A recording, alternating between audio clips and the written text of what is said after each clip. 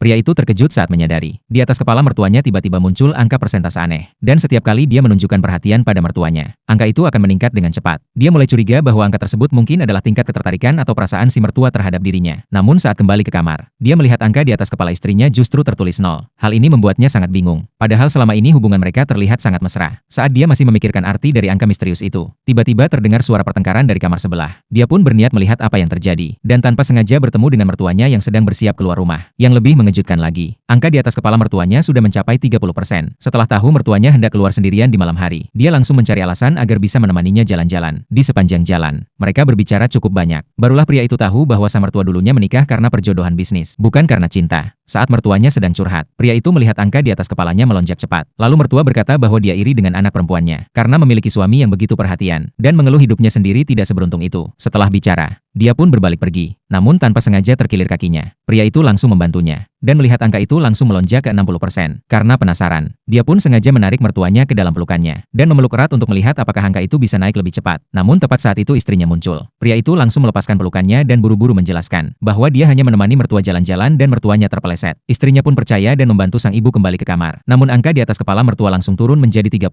Melihat hal itu, pria itu memutuskan untuk mencari waktu lain mencoba lagi. Keesokan harinya, mertua bilang akan pergi yoga dan meminta pria itu mengoleskan salep ke kakinya. Saat melihat angka kembali ke 80%, pria itu tahu ini saat yang tepat. Saat dia membantu mengoleskan salep, angka di atas kepala mertuanya melonjak hingga 99% dalam 2 menit. Pria itu berpikir dia hampir tahu arti dari angka ini. Namun saat itu juga, istrinya datang dan memintanya mengantar ke kantor. Dia pun terpaksa menghentikan percobaannya lagi. Saat pulang ke rumah, dia melihat mertua berdandan sangat rapi, dan angka di atas kepalanya sudah mencapai 70%. Pria itu langsung curiga. Lalu diam-diam mengikutinya keluar rumah. Selama perjalanan, dia melihat angka itu terus naik. Dan saat dia penasaran kapan angka itu mencapai 100, dia melihat seorang pria berpakaian rapi menggandeng tangan mertuanya. Angka itu langsung naik menjadi 95.